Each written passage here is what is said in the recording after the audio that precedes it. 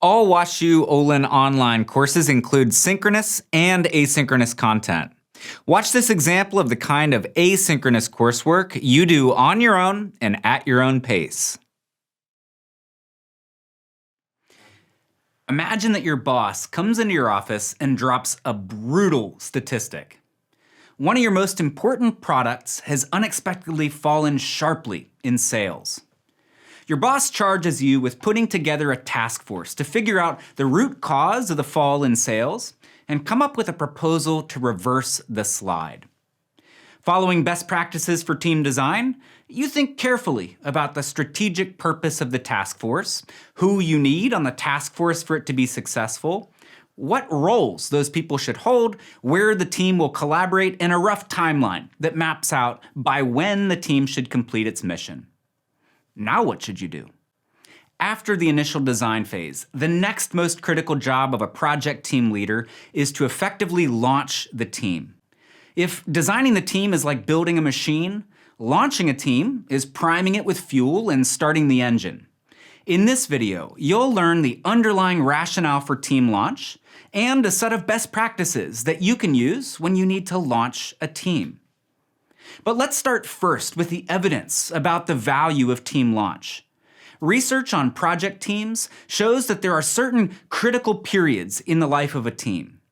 Periods when a leader has a prime opportunity to significantly redirect the team's task approach and methods of collaboration. Much like early child development, the earliest days of a team's life represent one of these critical periods. Research has shown that teams that are effectively launched, and we're going to define what that means in just a moment, teams that are effectively launched tend to fall into a virtuous cycle in which they have more time, a clearer understanding of their tasks, and better talent. Teams that are not effectively launched, in contrast, fall into a vicious cycle. They fall behind in their work. They struggle to develop a shared mental model of their task requirements, and they fail to either attract or retain talented team members. To put this in concrete terms, research on team charters. These are structured documents that are created during team launch, and they detail how people will work together. Research on team charters has shown that the quality of a charter relates to early and longer-term team effectiveness.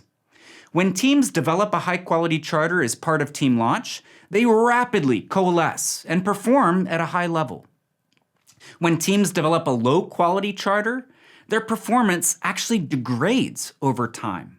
So the evidence is clear that a high-quality team launch, which can be accomplished in a single synchronous meeting, sets a team up for success.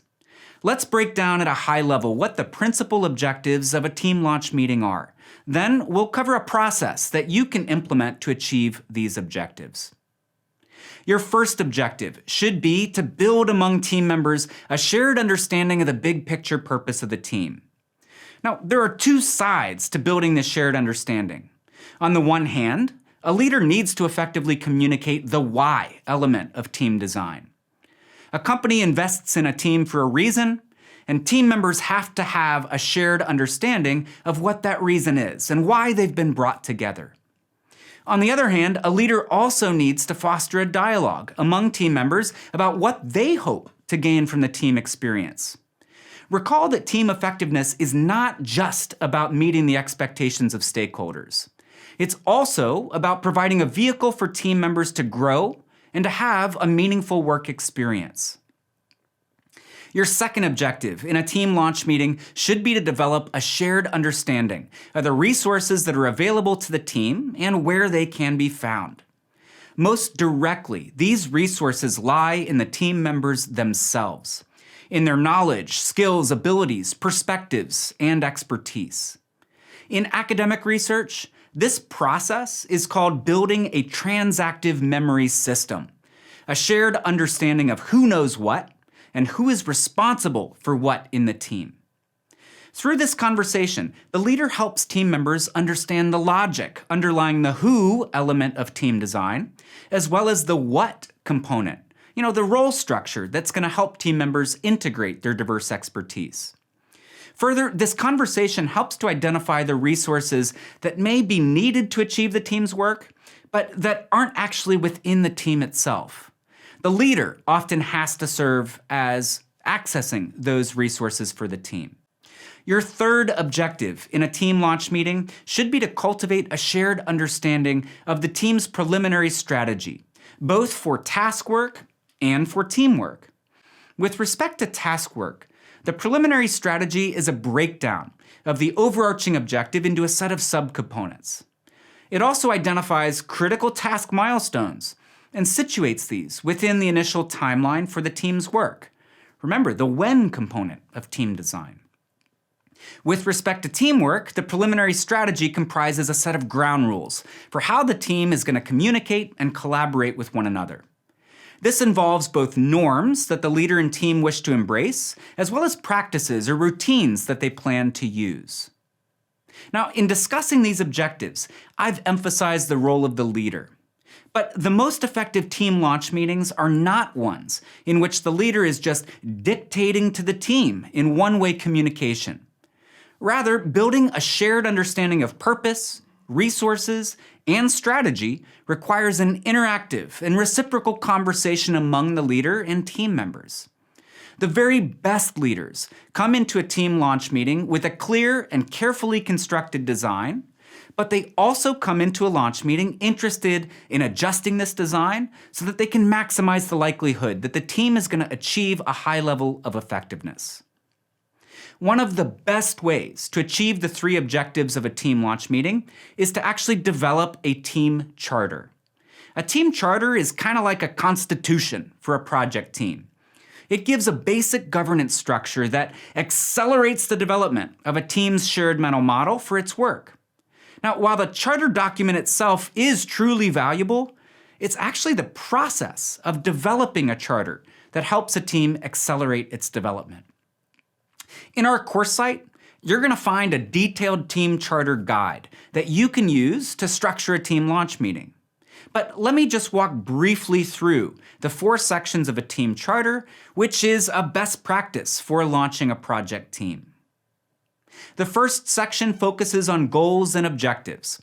The purpose of this section is to help team members develop a shared understanding of purpose. Team members should discuss their collective goals, which must include an understanding of external stakeholders' expectations for the team. And team members should share with one another their individual goals. What is it that each person hopes to get out of the team experience?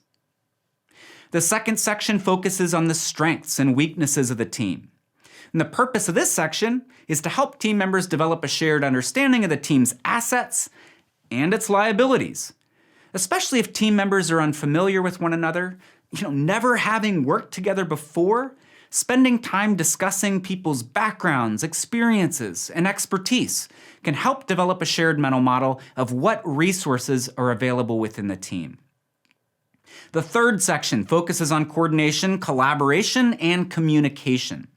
The purpose of this section is to help develop a clear understanding of how team members are going to work with one another. I like to think about this section as the rules of engagement that team members agree to follow in their collective work. In my experience, it's this section of a team charter that's instrumental in promoting a positive and healthy work experience within the team. The fourth section focuses on the project that team members are actually completing. It's here where team members begin to map out their initial task strategy, including those critical milestones and the timeline that's going to help them pace their work. It's in this section where a leader may tend to play a particularly directive role in structuring the team's work, at least initially. But even in driving the task strategy in this more top-down manner, there's value for a leader to consult with team members about the path forward. Now, spending time together to develop these 4 sections of a team charter enables team members to accelerate their development, both as a collective unit and as people who will be collaborating with one another over the course of time. Making the team charter process a routine part of how you launch teams is going to ensure that your team members have a shared understanding of their purpose, their resources, and their path forward to complete their task and work together effectively. Want to learn more about online content? Check out the link in the video description.